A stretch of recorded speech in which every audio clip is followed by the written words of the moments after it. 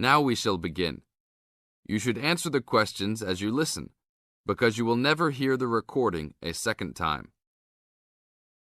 Hello, how can I join the library? Well, you need to make an application. Would you like to do it now? Yes, if I can. One moment and I'll get the form. Now, I just need to ask you a few questions before you sign at the bottom. Okay. Your full name, please. Angela Mary Price. Price? Yes, that's right.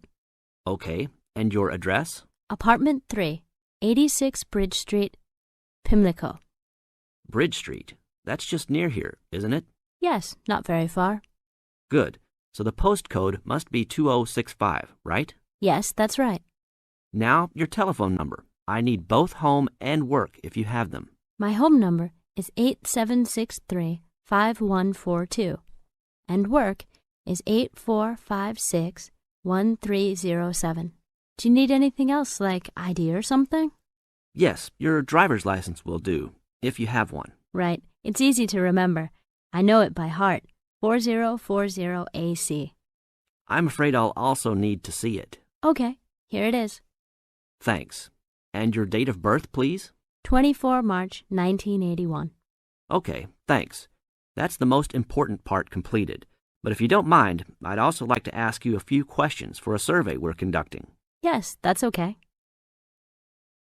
Now you have some time to read questions 6 to 10.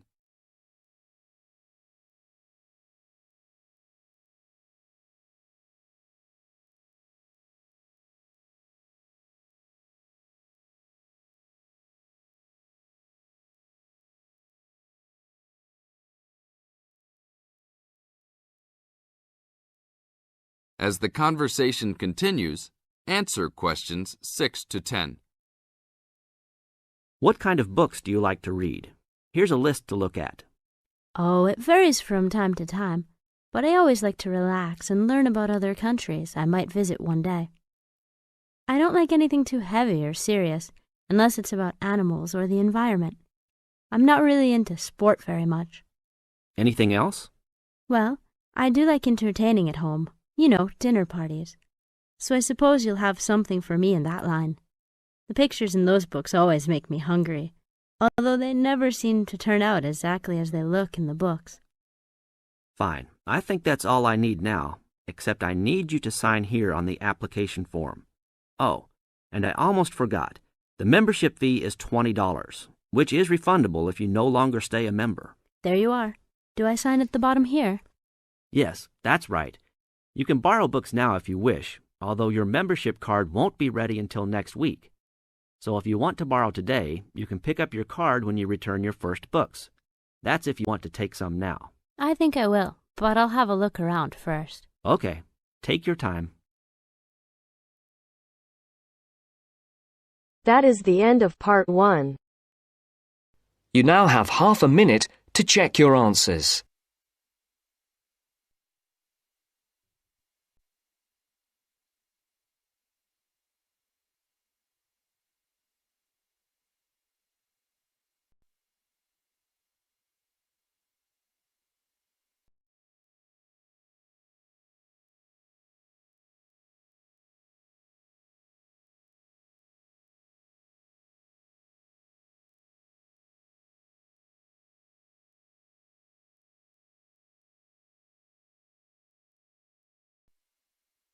Now turns to part 2.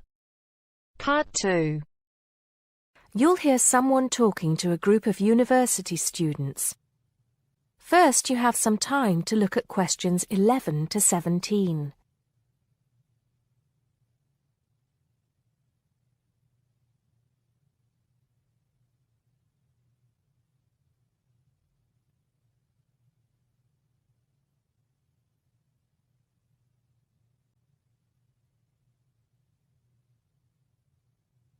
Now listen carefully and answer questions 11 to 17.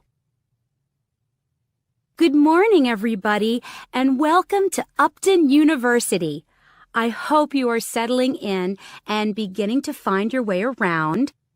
I know how confusing it can be when you start life at university, and that's why we have Freshers Week to help you find your feet. Before I go any further, I should perhaps introduce myself. My name is Sally Jackson, and I am the Secretary of the Students' Union, which has organized this week of events for you. You will usually find me in the office on the first floor of this building when I'm not attending lectures. Anyway, down to business. Of course, there are a few things that you are obliged to get done during your first week here. But once you've opened a bank account, if you haven't got one already, seen your director of studies to discuss which courses you are going to take, and signed up with a doctor, there will be plenty of time left to enjoy the events we have arranged for the week. And have we got a lot lined up for you? Throughout the week from Monday to Friday, every morning starting at 10 a.m., there will be orientation and welfare events. These will include tours of the campus, which, as you have probably noticed, is the size of a small town with 9,000 residential students, as well as sessions on developing study skills. We also have tours of Upton itself arranged for you, with a bus leaving from outside this building every afternoon at 5 o'clock. There are a number of interesting things to do and see in and around Upton, so you can expect visits to the castle and museum as well as the popular Ghost Walk. You'll need to sign up for this one, as numbers are limited. Just put your name on the list on the notice board in the entrance lobby. An important event is scheduled for Monday, that's the day after tomorrow, when we will be holding the academic fair. This is an opportunity for you to speak to students and academic staff about the courses that are on offer. The academic fair starts at 1 o'clock, by the way. There are a couple of other fairs that I think will interest you. First of all, we have the Societies Fair on Tuesday the 16th, which I think is an absolute must. You might not believe it, but the university has over 150 societies and sports clubs you can sign up for, so you are sure to find something of interest to you. That also starts at 1 o'clock, and it will be here in the Union Building. Also in this building is the Trade Fair on Wednesday from 2 until 5 in the afternoon. This one might sound a bit strange because you will find a load of banks and other businesses here trying to get your custom.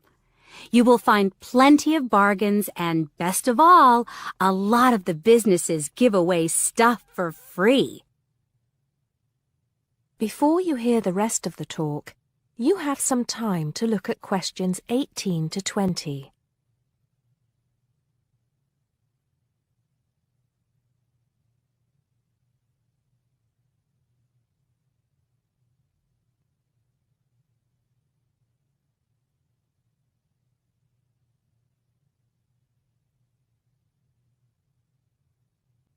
Now listen and answer questions 18 to 20. We've also got a great entertainment program lined up for you, starting tonight with our welcoming party. We have a top band lined up for your entertainment, but I'm not allowed to say who they are. All I can say is that I am sure you will not be disappointed. So come along to Blackmore Hall at 9 o'clock this evening to get your university experience off to a flying start. Just one point. I'm afraid this event is limited to freshers only. Because of space restrictions, you can't bring a friend tonight. Sorry about that. There's more fun and games on Monday in the Cotswold Theater here on campus. We have booked two of the cleverest comedians in the country, Paul Frazier and Jenny Brown, for a 3-hour show. Paul has assured us that he and Jenny have packed the show with new material, and as they always get rave reviews for their shows, I think we can look forward to an evening of great entertainment. That's in the Cotswold Theater on Monday evening at 7:30. Moving along a bit, on Thursday there is an important date for your diaries. This is the official Freshers opening ceremony when the Dean welcomes you to Upton University. So remember, Thursday the 18th from 2:30 to 3:30 in Blackmore Hall. You certainly should go to this one, and by the way, light refreshments will be available. At the end of the week, on Saturday, you have the chance to dress up in your smartest evening wear for the official Freshers' Ball.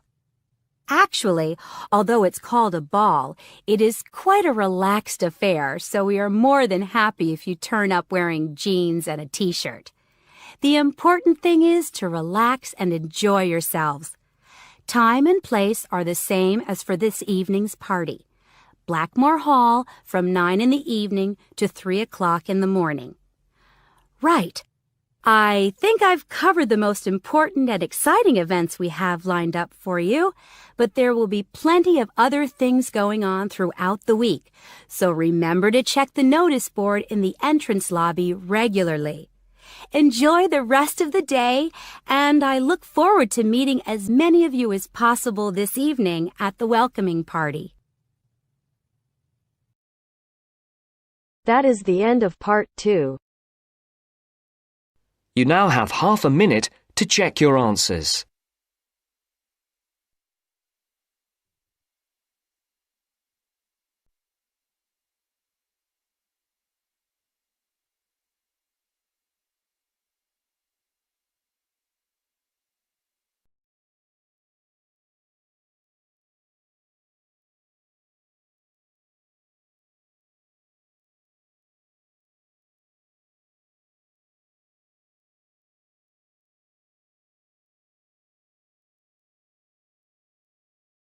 Now turns to part 3. Part 3. You will hear an interview with Professor Green from a local university which enrolls a large number of overseas students in its courses. He is talking to Indra, a student representative, about the importance of attending lectures. First, you have some time to look at questions 21 to 24.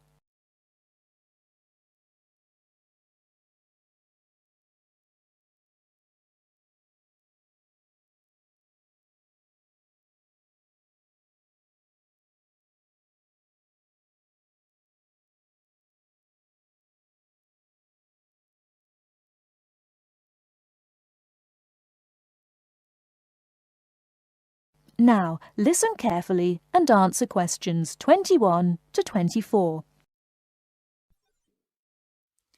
Good afternoon, Professor Green. Thank you for your time today. I wonder if you could explain why you think it is important for us to attend lectures in a course that we're studying. Well, despite the increasing dependence on online communication these days, I do think it is important. Apart from delivering the content of the lecture itself, I believe that there are some general communication benefits from having large groups of students together in one place. For lecturers, it is an opportunity for us to address many students together at one time. For students, it helps you to feel part of the wider learning community who are following the course. You can interact with each other both before and after the lecture to discuss the ideas and content, networking with each other and comparing your notes. But isn't most of this achieved, as you said, these days through online communication? Well, lecturers do communicate with students online, of course, but we usually only give a summary or notes of the lecture, so there are significant differences. When you go to lectures, you get more of an insight into what the lecturer considers important. We give additional commentary and anecdotes, and by voice emphasis, we can alert you to the key concepts, theories, and issues of the subject. By not attending lectures, you might miss crucial information about what we are expecting in an assignment. You know, these extra things can make a difference. Okay, but there are tutorials. There is a lot of interaction between students and lecturers in tutorials. Can't all this be done in tutorial discussion groups instead of having lectures? Yes, to some extent. But during lectures, the lecturers can sensitise you to the debates and the controversies that are dealt with in the literature. This can help you think more critically about the subject. So then, when you come to the tutorial, you'll be able to come with some questions and ideas for discussion. The result of this is that the tutorial class will be more beneficial for everyone who attends.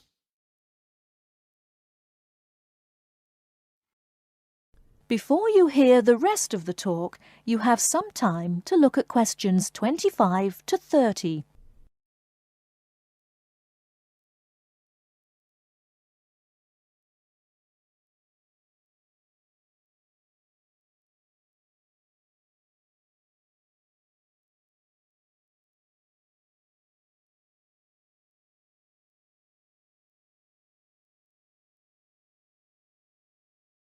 Now listen and answer questions 25 to 30.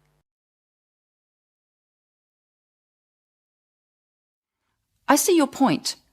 However, surely this also depends on whether students are able to understand and follow the lecture well. What strategies do you recommend to help students get the most out of lectures? I would say that first of all, it is important to do some pre-reading. By doing this, you get an orientation to the topic. You'll become familiar with the key terms and you'll be able to follow the lecture points more easily. I also think it is good to arrive early to collect handouts and to find a seat where it is easy to see and hear what is going on. Then, importantly, during the lecture itself, you need to be attentive. I know from experience that it is often difficult to be attentive. What can students do to improve their attentiveness during the lecture? I think that there are two keys to following a lecture successfully: using the visual cues and using active listening techniques. By maintaining eye contact with the lecturer and following how the lecturer makes use of the slides, whiteboard and so on, you are using the lecturer's visual cues, which help make the structure of the information clear and give you a sense of what's important. Then, using active listening techniques will also help you to process the information. What do you mean by active listening techniques? Well, you need to pay attention to the methods the lecturer uses to highlight important information. As I said before, in the spoken language of a lecture, we get the benefit of things such as stress and intonation, use of examples and anecdotes, as well as the language signals used to show relationships between ideas. Yes, I see what you mean. These things will be missing in written summaries. And what about taking notes? Does that help? Taking notes helps you to concentrate, so I would certainly advise you to do that. It's difficult to listen and write good notes at the same time, so it does take some training. Yes, taking notes needs a lot of practice, I've found. Do you have any other advice? Well, I can't finish without stressing the importance of formulating questions while you are listening. During the lecture, you should ask yourself questions about the content of the lecture and the points you are following. Ask questions like, what are the benefits or problems? What other examples are there? How does it work? Why does this happen? This will keep you focused and actively engaged in the content of the lecture. Professor Green, thank you very much for your valuable tips and your time today. You are very welcome. That is the end of part 3. You now have half a minute to check your answers.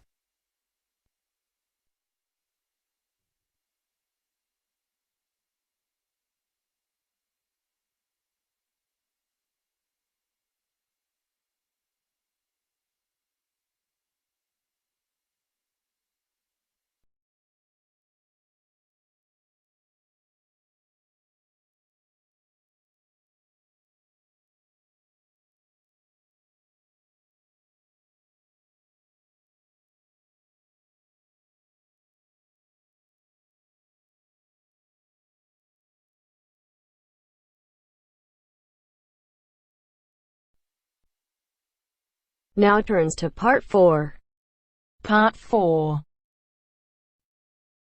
You are going to hear a talk given by Jim Allen. He is going to share some of his findings of his research. Now you have some time to look at questions 31 to 40.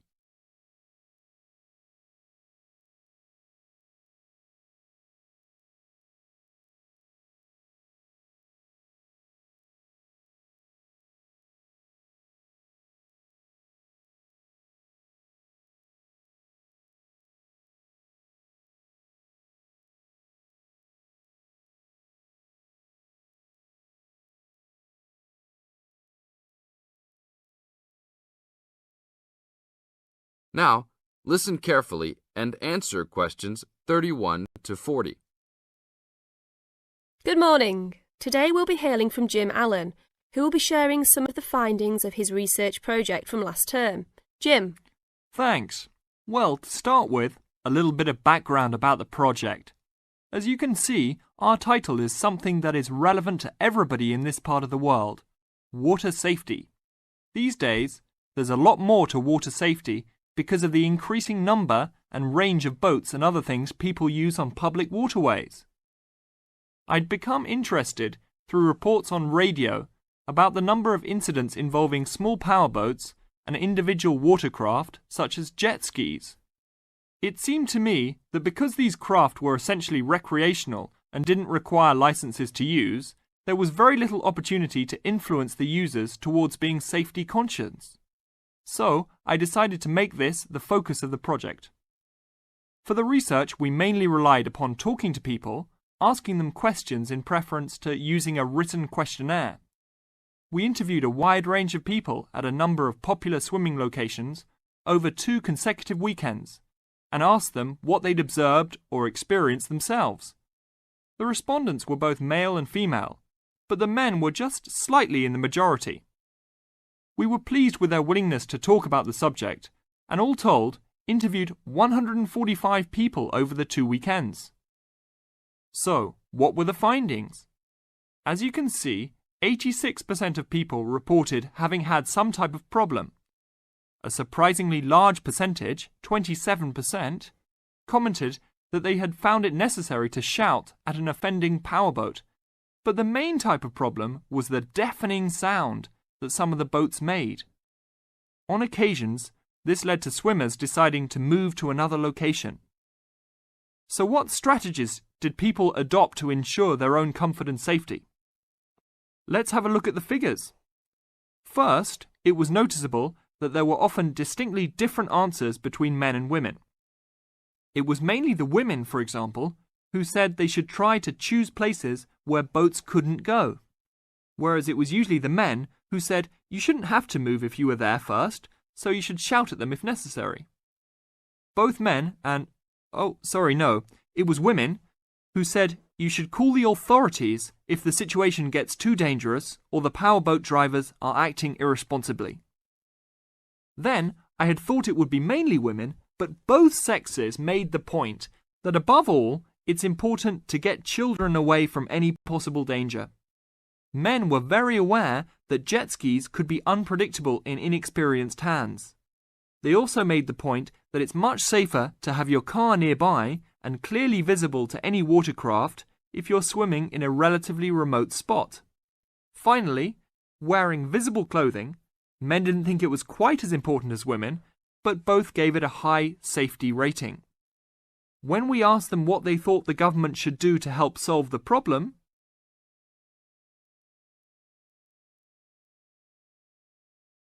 That is the end of part 4. You now have half a minute to check your answers.